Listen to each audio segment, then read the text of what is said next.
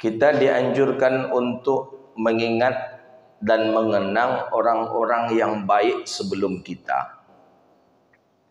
Bahkan bukan sekedar mengenang saja dan mengingat, bahkan menyebut-nyebut kebaikan orang sebelum kita, itu perkara yang dianjurkan dalam syariat.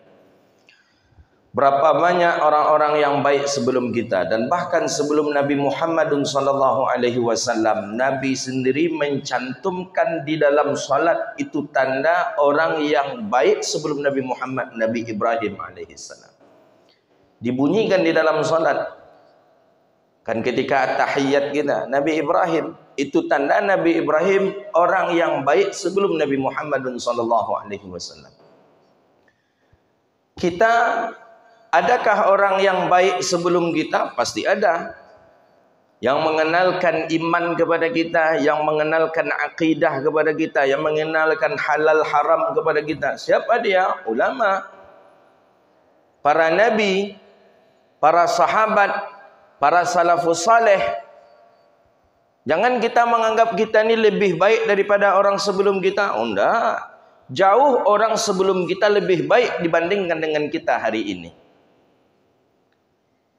Jangankan untuk kita nilai kebaikan daripada kebaikan kenikmatan masanya waktu itu, untuk waktu saja kita sudah jauh tertinggal dibandingkan dengan ulama-ulama dan orang-orang yang hidup sebelum kita. Mungkin kita fasilitas hari ini oke, alhamdulillah. Tapi fasilitas ini ujian terberat bagi kita. Ulama dahulu, orang-orang tua kita dahulu, batal wuduk. Kalau ingin berwuduk, jauh berjalan kaki baru menapakkan air. Karena sumunya jauh tu. Apalagi kalau kami tinggal di Padang Basi, tu ada surau musala namanya, musala apa melupa itu. Itu kalau batal wuduk tu berjalan sekitar 300 meter baru dapat. Karena memang di situ yang ada sumur. Belum lagi di zaman sahabat, habis air, kemana mencari di sana? Sumurnya Sayyidina Utsman. Berapa jarak sumur Sayyidina Utsman dengan masjid Nabi SAW? Tapi apakah tinggal tahajudnya? Tidak. Tinggalkah salat berjamaahnya? Tidak. Lambatkah dia salat berjamaah? Juga tidak. Masbukkah? Juga tidak. Bahkan para sahabat masbuk itu aib dulu. Aib. Masbuk itu malu dulu di zaman Rasulullah SAW. Maka para sahabat tidak ada yang menginginkan masbuk. Dua perkara yang aib dulu di zaman Rasulullah. Masbuk satu dalam salat berjamaah, yang kedua tidak ikut perang. Itu aib itu. Malu di kampung itu. Nah, di kita aib tak masbuk? Enggak. Dia apa enggak aib? Karena lah sadonya lah pernah masbuk. Makanya enggak aib.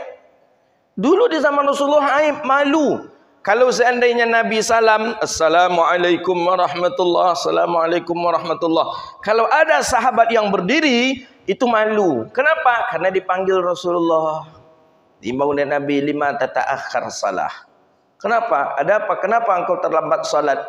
Kenapa fulan? Kata si fulan, aku banyak memiliki ternak dan ternak aku ketika aku hitung, aku masukkan ke dalam kandang, ternyata kurang ya Rasulullah. Aku menghitungnya, aku mencarinya, maka aku terlambat melaksanakan salat.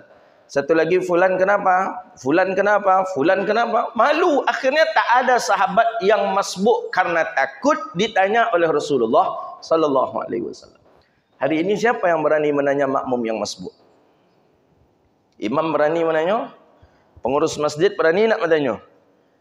Tidak. Kenapa tidak? Karena kita pun sering masbuk. Maka dua saja aib di zaman Rasulullah. Masbuk, tak ikut perang. Tak ikut perang aib betul itu. Malu. Dan bahkan para sahabat ada yang ketika tak ikut perang, maka Rasulullah pun tidak berbicara dengannya selama 40 hari. Para sahabat Nabi SAW. Aib. Di kita aibkah itu? Tidak. Jadi di zaman Rasulullah dua saja aibnya. Tidak ikut perang satu. Yang kedua masbuk ketika salat berjamaah. Kalau di kita tambah cek lain aibnya. Apa tu? Kalau berpoligami. Laki-laki berpoligami aib. Di zaman sahabat tidak ada aibnya. Banyak sahabat Nabi SAW berpoligami. Nah, ini perbedaan kehidupan dunia kita dengan dunia zamannya Rasulullah sallallahu alaihi wasallam. Maka oleh karena itu, bagaimanapun tetap kehidupan orang yang sebelum kita itu afdhalum minna, lebih mulia dan lebih baik daripada kita. Maka kita dianjurkan untuk mengingatnya. Dianjurkan kita untuk menyebut-nyebut kebaikan itu. Maka kebaikan orang yang telah melakukan kebaikan sebelum kita itu, siapa orangnya diantaranya? Itulah yang mengajarkan Islam kepada kita, yang mengajarkan iman kepada kita, yang mengajarkan akidah, yang mengajarkan syariat kepada kita. Itulah dia para ulama.